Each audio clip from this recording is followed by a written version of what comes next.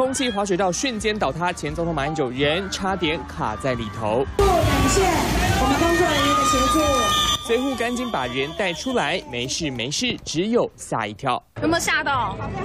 有一点点，不过我看起来结构还蛮强的。前一位玩滑水道的政治人物，新北市长朱立伦运气也不太好。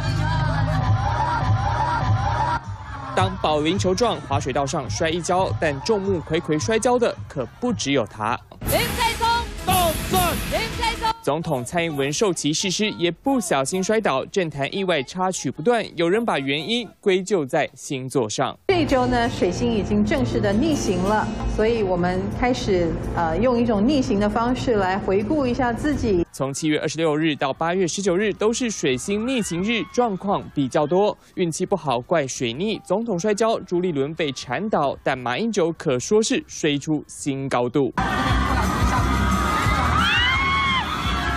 滑水道直接倒塌，不给玩，人还差点受困。尽管星座水逆说法只是占星预测，只能参考，但蓝绿政治人物接连有状况，更让外界有许多想象。三新华大风谢梦哲台北报道。